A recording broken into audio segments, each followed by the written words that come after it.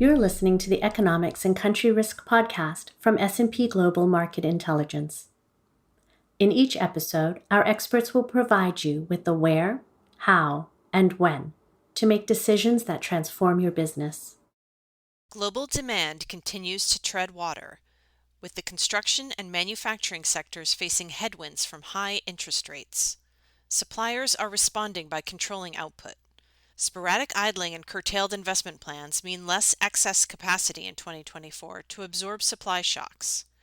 Along with logistics woes that cause higher rates and longer delivery times, risk is rising. In this episode, S&P Global Market Intelligence senior economist Keyla Martinez discusses logistics challenges and the outlook on shipping disruptions due to rerouting from the Red Sea. Transportation and logistics have been front and center recently due to the Red Sea causing disruptions and diversions in an already constrained ocean market. However, fundamentals will keep ocean pricing from seeing extremely high rates and disruptive delays as seen in 2021 and in 2022. So to jump right into some key takeaways for today, most transportation modes, on a general note, will begin moderate increases or move to flat pricing throughout 2024. We are seeing these mild acceleration in prices not due to an indication of demand coming online, but more so for a few reasons. We have marginal growth, some pressure from rising input costs, and supply chain disruptions. And supply for 2024 will continue to be a strength for transportation as carriers just bear that weight of adding emission compliant capacity and taking on more units from when demand was higher.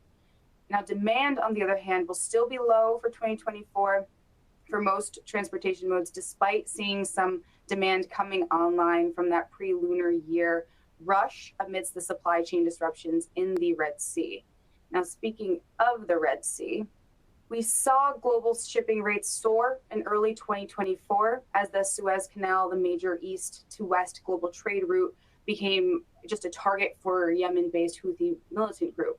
Unfortunately, it still remains unclear on what exact measures that they're using to determine commercial shipping targets, but this will maintain a high risk for all commercial vessels in transit through the Red Sea, regardless of country affiliation. Now, this situation has caused most Asia origin carriers to reroute along the southern coast of Africa to reach European and U.S. destinations despite international naval support being present in the Red Sea. Now, as a result of this rerouting, voyages have been extended by at least 10 to 12 days, which ultimately drives up those shipping costs. And so in particular, the most vulnerable routes were Asia to Europe and to the Mediterranean, and Asia to the United States East Coast.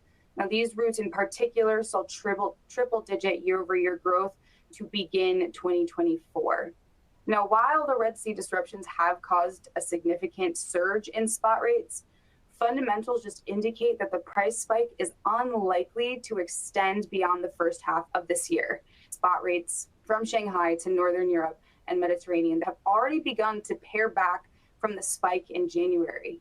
And now this is for a few reasons, right? So we have the ocean market currently in overcapacity. This is just from a legacy of the number of additional carriers that had to come on stream to deal with that post-pandemic surge in demand, and then also to manage some of the reroutings along the Cape of Good Hope. But really, since early 2023, demand has cooled off and left the market with an excess number of containers and ships, which was weighing negatively on shipping rates all throughout 2023. So it can be anticipated that the market will be able to sustain the reroutings along the Cape of Good Hope, with new vessels continuing to come online and demand just remaining very soft. But bottom line here that I want you to take away is that pricing will settle somewhere between the January spikes and the 2023 level lows towards the second half of the year, based off just really no support coming from ocean fundamentals to sustain this pricing hike. And now, to switch gears, we have another disruption happening that I wanted to highlight for today.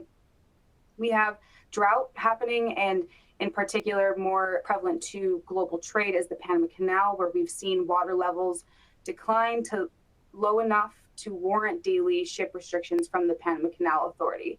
Now, they began these restrictions in 2023 with water level predictions indicating that 2024 was going to be a lot worse than the final months of 2023.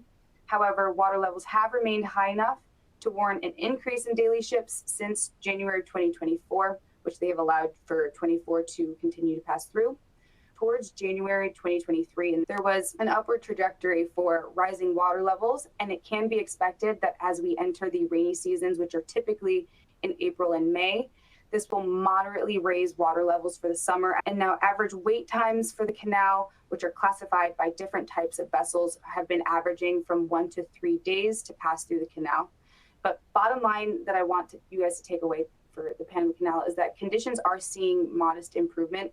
This can provide some delivery time alleviation to the situation in the Red Sea, but it is not enough to warrant ocean pricing to return to 2023 level lows. And so we can see proof that the supply chain is showing modest recovery from these longer unexpected voyages along the southern coast of Africa, and the reduced daily ships in the Panama Canal begin to sort of normalize, where we have highlighted trade volumes in the Port of LA and manufacturing delivering times. For the Port of LA, volumes began to sort of normalize in the final months of 2023 with prior year levels like 2019, 2022. In January for 2024, volumes have increased by about 15% compared with December of 2023, which also happens to stand 17% higher than January of last year. Now, this can be primarily attested to that pre-lunar year rush that typically occurs during this time of the year, and also some of those diversions from the East Coast, volume diversions from the East Coast who face Red Sea reroutings. Now, these elevated trade volumes are not anticipated to be maintained as the current ocean demand is still soft. We can also see delivery times improving and to take an overall breath from the onset of the Red Sea, which caused a rise in how long shipments would take as voyages were extended by 10 to 12 days.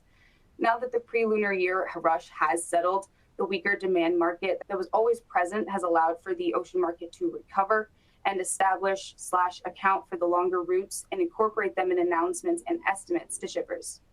Now, shifting gears a little bit to those who are more concerned with overland transportation, we do have an update on trucking prices.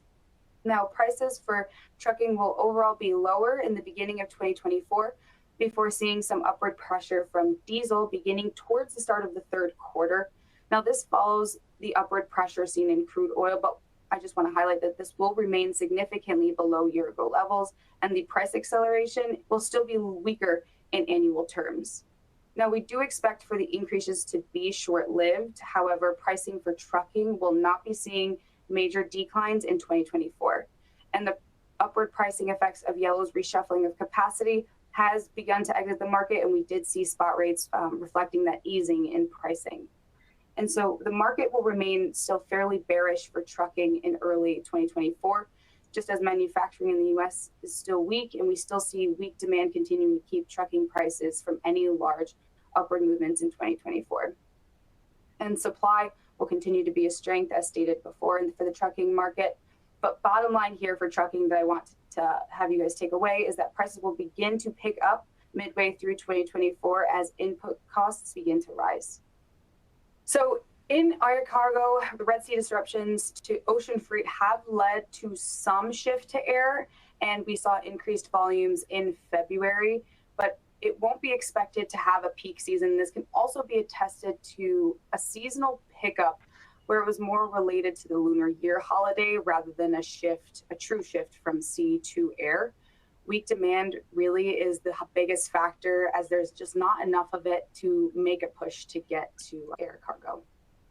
Thank you for listening to the Economics and Country Risk podcast. Connect with us on LinkedIn and Twitter, and don't forget to subscribe to the podcast so you never miss an episode.